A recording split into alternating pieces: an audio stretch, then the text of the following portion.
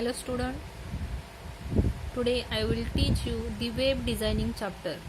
In early 11th standard we have studied web designing.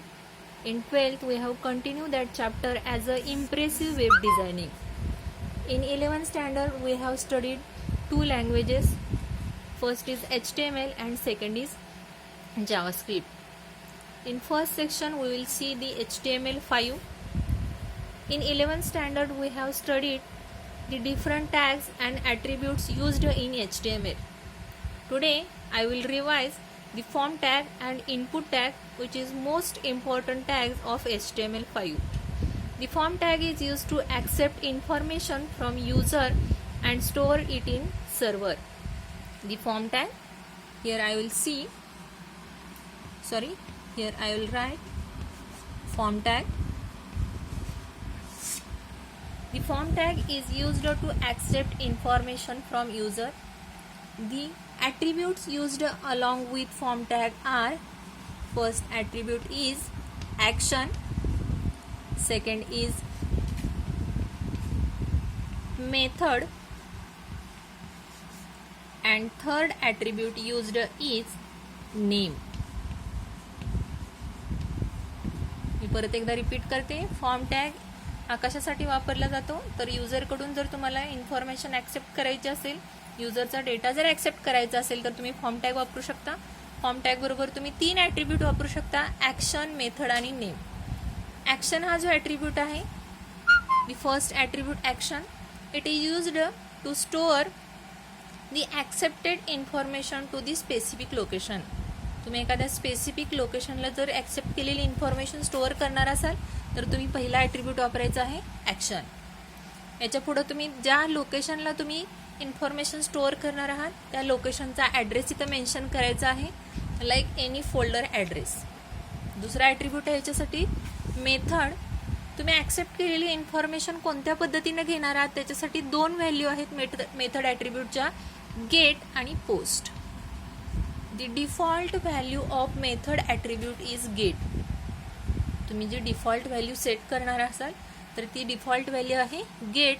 जर तुम्ही कोणतीच व्हॅल्यू सेट केली नाही मेथड ॲट्रिब्यूटला तर ॲटोमॅटिक म्हणजेच बाय डिफॉल्ट तुमची गेट ही व्हॅल्यू तिथे सेट होणार आहे. आणि तिसरा ॲट्रिब्यूट आहे फॉर्म टॅगचा, that is name attribute.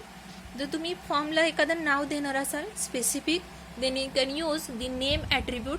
For example, if you are accepting information of student, then give name to the form as a student info. That is an example.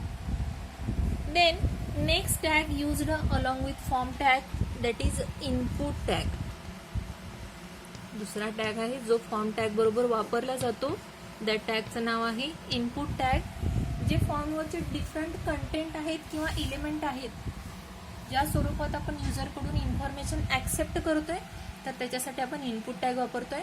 तर input टॅगला सुद्धा वेगवेगळे ॲट्रिब्यूट्स अप्लाय करतोय आपण. First attribute आहे that is most important attribute, that is type attribute.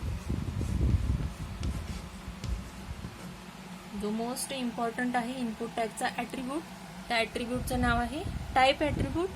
या type ॲट्रिब्यूटला आपण वेगवेगळ्या व्हॅल्यूज सेट करू शकतो. There are different values of type attribute, like text, checkbox,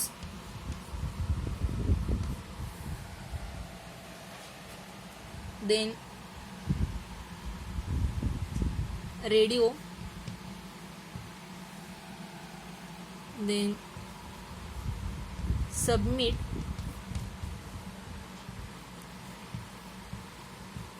reset, etc. मी इथं 5च व्हॅल्यू लिहिलेत, पण आपण ज्या नोट्स बघणार आहोत किंवा जर मी पाठवलेल्या नोट्स तुम्ही बघितला तर त्याच्यामध्ये आपण नंबर ऑफ व्हॅल्यूज याच्यासाठी सेट करू शकतो. मी इथं 5च व्हॅल्यू लिहिलेल्या आहेत: टेक्स्ट, चेकबॉक्स, रेडिओ, सबमिट आणि रिसेट. याच्यामध्ये आपण पासवर्ड फील्ड ॲड करू शकतो. त्याच्यानंतर आपल्याला एखादी फाईल अपलोड करायची असेल तर फाईल ही सुद्धा व्हॅल्यू आपण या टाईप ॲट्रिब्यूटला सेट करू शकतो. It is the most important attribute of input tag, that is type attribute. The next attribute of input tag is name. दुसरा ॲट्रिब्यूट इनपुट टॅग बरोबर वापरला जातो तो ॲट्रिब्यूट आहे name. Name as usual same like form tag. जर तुम्हाला input टॅगमधला जो कोणता इलेमेंट तुम्ही यूज केलेला आहे त्या इलेमेंटला एखादं नाव तुम्हाला जर असाइन करायचं असेल तर तुम्ही कोणता ॲट्रिब्यूट वापरू शकता, नेम ॲट्रिब्यूट. त्याच्यानंतर तिसरा ॲट्रिब्यूट वापरला जातो याच्याबरोबर, दॅट इज साईज ॲट्रिब्यूट. तिसरा ॲट्रिब्यूट आहे size. It is mostly used with text box. The number of characters inputted in text box is decided by the size attribute. तुम्ही जो टेक्स्ट बॉक्स हा element display करणार आहात फॉर्मवरती, त्याच्यामध्ये किती number of characters input करायचं आहे हे कोण डिसाइड करणार आहे, तर size attribute. Then fourth one is max length. चौथा ॲट्रिब्यूट आहे जो वापरला जाणार आहे आपण, मॅक्स लेंथ. मॅक्स लेंथ हा ॲट्रिब्यूट आहे. The maximum number of characters to be inputted in text box is decided by max length. If you have assigned the max length attribute value as 5, then only 5 characters will be inputted in text box. त्याच्यामध्ये फक्त आणि फक्त 5च characters input होतील. And last attribute आहे input tag बरोबर जो वापरला जाणार आहे, that is checked.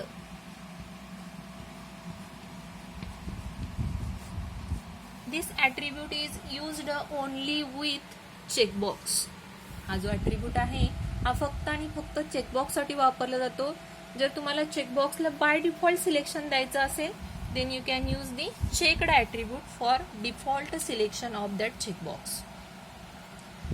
The form tag and input tag are used to define different fields or to create a form which having different elements to accept information from user.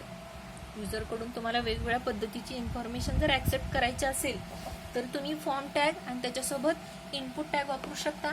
त्याच्यासाठी तुम्ही form टॅगचे 3 attributes आणि input टॅगचे 5 attribute वापरू शकता. मी नोट्समध्ये तुम्हाला एक programme दिलेला आहे फॉर्म टॅगचा की ज्याच्यामध्ये आपण स्टुडंटकडून इन्फॉर्मेशन ऍक्सेप्ट करतोय. मी तर तुम्हाला तो प्रोग्राम दाखवते. बघा इथं प्रोग्राममध्ये मी लिहिलेला आहे example of form tag. HTML head title as usual आपले सगळे टॅग असणार आहेत. त्याच्यानंतर बॉडी टॅग होईल आपला, स्टार्ट होईल. त्याच्यानंतर फॉर्म नेम लिहिलेला आहे मी student info.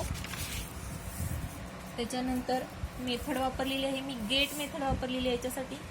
Then next input type is equal to text. त्याच्याबद्दल मी लिहिलेलं आहे एंटर नेम, ज्याच्यामध्ये तुम्हाला स्टुडंटचं नेम इनपुट करून घ्यायचं आहे. नेम इनपुट करण्यासाठी बघा मी input type is equal to text set केलेला आहे. Name is equal to T1 आणि साईज मी त्याची 30 डिसाईड केलेली आहे. आणि त्याच्यानंतर मी BR टॅग वापरलेला आहे which will use to break that line at the specific point. Next field आहे आपलं फॉर्मवरचं एंटर ॲड्रेस. ॲड्रेस एंटर करून घेतो आपण युजरकडून. त्याच्यासाठी मी टॅग वापरलेला आहे text area tag. Text area tag is used to display multi line text box. त्याच्यामध्ये आपण रोज आणि कॉल्स हे 2 ॲट्रिब्यूट वापरतोय. Rows is equal to 5 set केलेला आहे आणि cols is equal to 30. Text area tag वापरताना नेहमी लक्षात ठेवायचं की रोज ह्या ॲट्रिब्यूटची व्हॅल्यू थोडी ठेवायची आणि कॉल्सची मात्र ठेवताना मॅक्झिमम व्हॅल्यू ठेवायची. त्याच्यानंतर मी BR टॅग वापरलेला आहे to break that line. The next field is gender. त्याच्यामध्ये 2 व्हॅल्यूज आहेत आपल्याकडं, मेल आणि फिमेल. बघा प्रोग्राममध्ये carefully input type is equal to radio, name is equal to R1. Radio button is used to give single selection from given option. जर तुम्हाला multiple options आहेत त्याच्यामध्ये सिंगल सिलेक्शन द्यायचं आहे तर तुम्ही रेडिओ हे ऑप्शन वापरायचं आहे. ह्याच्यामध्ये आपल्याला 2 ऑप्शन आपण प्रोव्हाइड केलेले आहेत, male and female, in which we can select only one option. Input type is equal to radio, name is equal to R1. This is same sentence for both options, male and female. Then next, hobbies. Here I have used a checkbox. The checkbox is used to give multiple selection from given options. तुम्हाला दिलेल्या ऑप्शनमधून जर multiple choice provide करायचे असतील तर तुम्ही checkbox वापरायचा आहे. याच्यामध्ये बघा प्रत्येकाचं input type is equal to checkbox, name is equal to C1, C2, C3 आणि C4. प्रत्येक ऑप्शनसाठी आपण नेम आहे ती चेंज केलेला आहे, पण तेच रेडिओमध्ये काय केलेलं आहे आपण